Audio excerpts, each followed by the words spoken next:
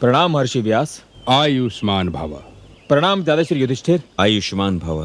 प्रणाम दादाश्री भीम। आयुष्मान भव। प्रणाम दादाश्री अर्जुन। आयुष्मान भव पौत्र। प्रणाम दादाश्री नकुल। प्रणाम। प्रणाम दादाश्री सहदेव। बड़ा सौभाग्यशाली है आज का दिन, जब मेरा समस्त परिवार मेरे सामने खड़ा है। मुझे गर्व है इस बात का कि मैंने ऐसे कुल में जन्म लिया है जिसने इस युग में सत्य, धर्म और परमवीरता की पताका थाम रखी है।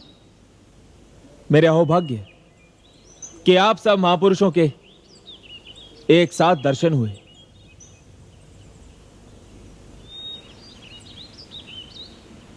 महात्मा बर्बरीक, हम सब एक विशेष उद्देश्य से आपकी सेवा में आए हैं।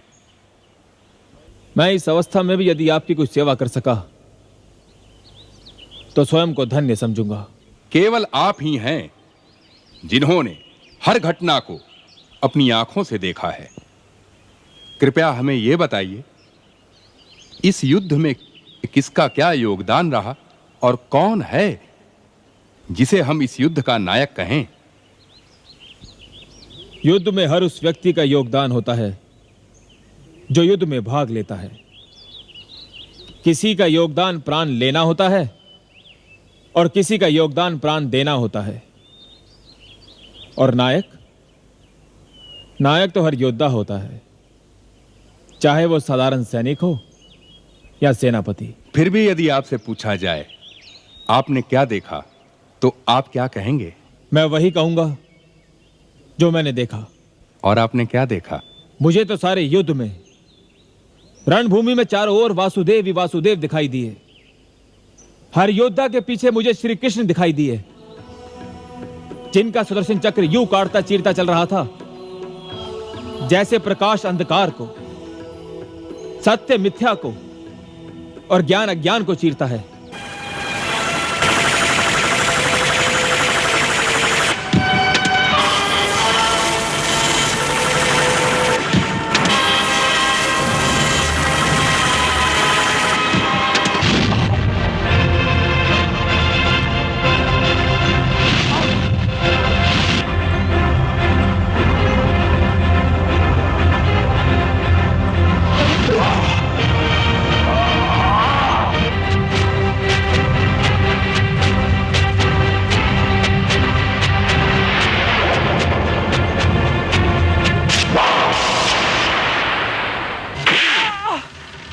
तेरी छाती का लहू पीऊंगा दुशासन।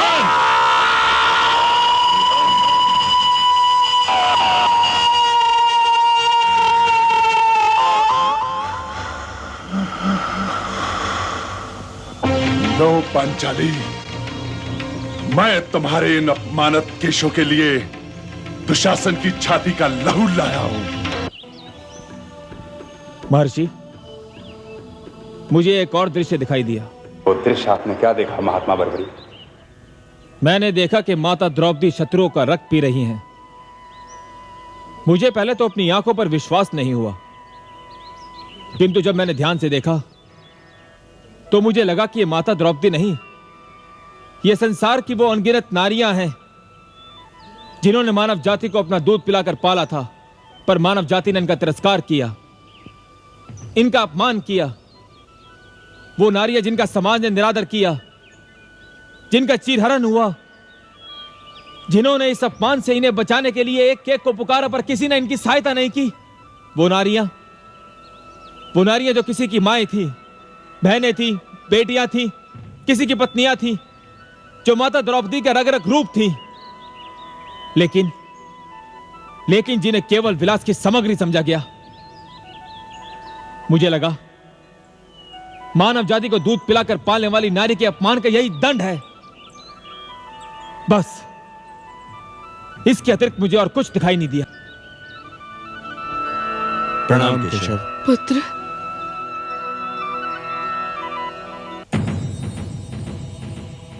हे बंसीधर, क्या मेरा पुत्र सदैव इसी अवस्था में रहेगा? कदापि नहीं। अपनी शक्ति का उपयोग तो हर प्राणी करता है। तुम्हारा पुत्र ऐसा पराक्रमी है जिसने असीम शक्ति रखते हुए भी उस पर अंकुश लगा दिया। महान है तुम्हारा पुत्र, जिसने युद्ध में भाग न लेकर सत्य और धर्म को विजयी बनाया। उसका यह त्याग तो हम सब पर ऋण है, और इस ऋण को न चुकाना तो मानवता का अपमान होगा।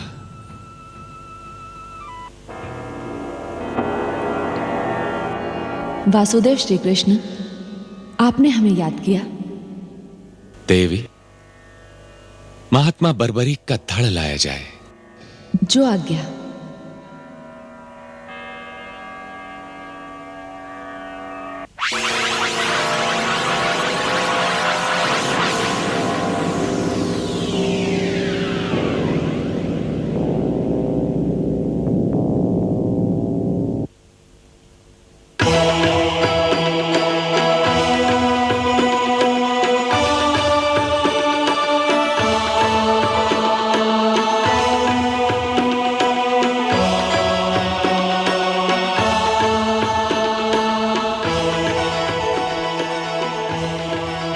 बर्बरीक, हम सब तुम्हारे आभारी हैं।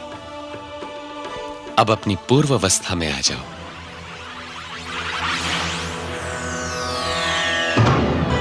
पुत्र, मेरे लाल बर्बरीक, मेरा जीवन तेरे बिना अधूरा था पुत्र। चल घर।